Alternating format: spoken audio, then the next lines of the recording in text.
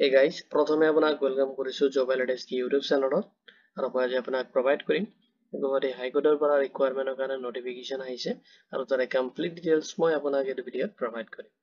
প্ৰথমতে আপুনি ভিডিঅ'টো কমপ্লিট চাই ল'ব, তাৰ পিছত যদি এইটো ৰিকুৱাৰমেন্ট ৰিলেটেড কোনো ধৰণৰ কোৱেশ্চন থাকে আপুনি এইটো ভিডিঅ'ৰ কমেন্ট সেকশনত কমেন্ট কৰি দিব। লগতে এইটো ভিডিঅ'ৰ ডেসক্ৰিপচনত জব এলডেস্ক WhatsApp গ্ৰুপৰ লিংকটো মই প্ৰভাইড কৰি দিছো, তাতে জয়েন হৈ কিনে আপুনি মোক WhatsAppত ডাইৰেক্টলি কন্টেক্ট কৰিব পাৰিব।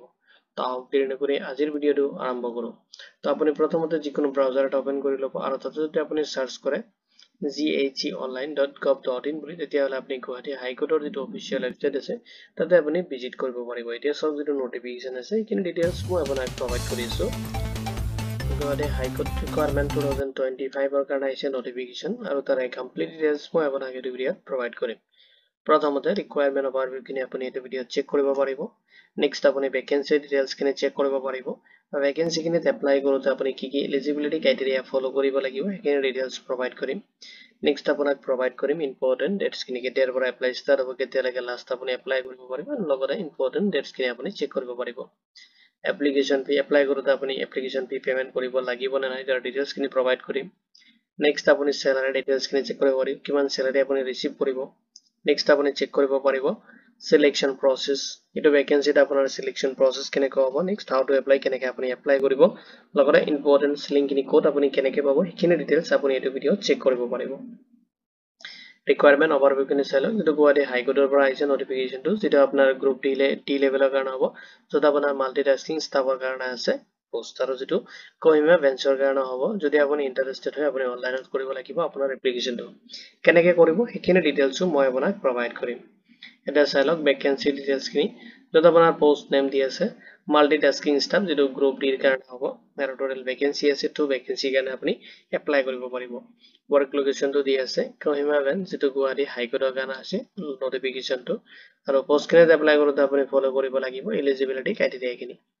এডুকেশনাল কোৱালিফিকেশন বিচাৰিছে, যদি আপুনি ক্লাছ 8, 10 বা 12 কোৱালিফাইড কৰিছে তেতিয়াহ'লে আপুনি পোষ্টখিনিৰ কাৰণে এলিজিবল হ'ব। লগতে এজ লিমিটটো চাই লওক, এজ লিমিটটো বিচাৰিছে মিনিমাম 18 ইয়াৰ্ছ হ'লে আপুনি পোষ্টখিনিৰ কাৰণে এপ্লাই কৰিব পাৰিব, আৰু মেক্সিমাম আপুনি 32 ইয়াৰ্ছ লৈকে এপ্লাই কৰিব পাৰিব। এজ এ ৰিলেক্সেশ্যনখিনি এপ্লিকেবল হ'ব এজ পাৰ দ্য গভৰ্ণমেণ্ট যিটো ৰুলছ এণ্ড নৰ্মছ আছে সেইটো হিচাপত আপোনাৰ এপ্লিকেবল হ'ব। আৰু এষ্ট আপুনি কেলকুলেশ্যন কৰিব লাগিব, যেটো আপোনাৰ লাষ্ট ডেট দি আছে 23 ছেপ্টেম্বৰ 2025 লৈকে আপুনি যেতিয়ালৈকে লাষ্ট এপ্লাই কৰিব পাৰিব সেইটো ডেট হিচাপত আপোনাৰ এজটো কেলকুলেশ্যন কৰিব। ইম্পৰ্টেণ্ট ডেটছখিনি চাই লওক।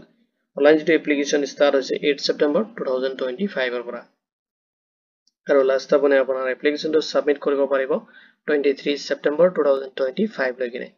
এপ্লাই কৰোঁতে আপুনি এপ্লিকেশ্যন ফি পেমেন্ট কৰিব লাগিব, আৰু পেমেন্টখিনি কেটেগৰী ৱাইজ ডিভাইড কৰি দি আছে। যদি আপুনি জেনেৰেল এণ্ড আদাৰ্ছ কেণ্ডিডেট হয় তেতিয়াহ'লে আপুনি 500 এটা পেমেন্ট কৰিব লাগিব। যদি আপুনি SC ST কেণ্ডিডেট হয় তেতিয়াহ'লে আপুনি 250 এটা পেমেন্ট কৰিব লাগিব।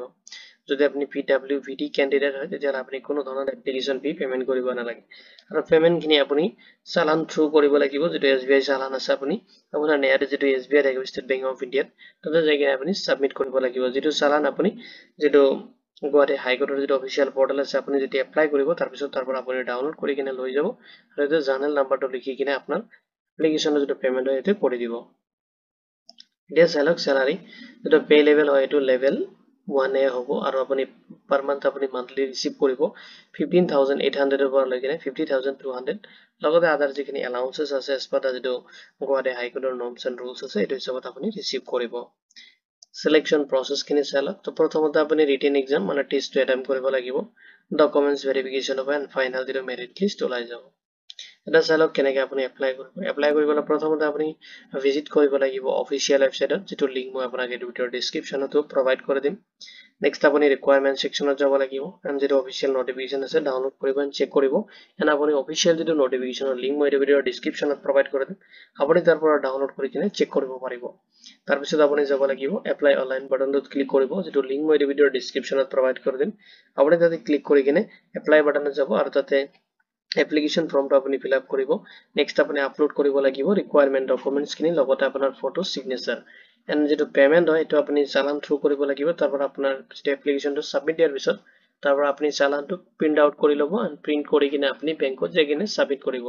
এণ্ড এপ্লিকেশ্যনটো সাবমিট কৰাৰ পিছত প্ৰিন্ট আউট কৰি ৰাখিব, যেটো আপোনাৰ একনলেজমেন্ট ৰিচিভ হয়, লগতে ইম্পৰ্টেন্ট লিংকখিনি মই আপোনাক এই ভিডিঅ'ৰ ডেসক্ৰিপচনত প্ৰভাইড কৰি দিম যদি আপুনি ইন্টাৰেষ্টেড এপ্লাই কৰক আৰু যদি কিবা কোৱেশ্চন থাকে আপুনি এই ভিডিঅ'ৰ কমেন্ট সেকশনত কমেন্ট কৰিব লগতে জব এডভাইচৰ WhatsApp গ্ৰুপতো মোৰ লগত ডাইৰেক্টলি কন্টেক্ট কৰিব পাৰিব ভিডিঅ'টো চোৱাৰ বাবে ধন্যবাদ দি কিনে মই আজি ভিডিঅ' ইমানতে সামৰিছো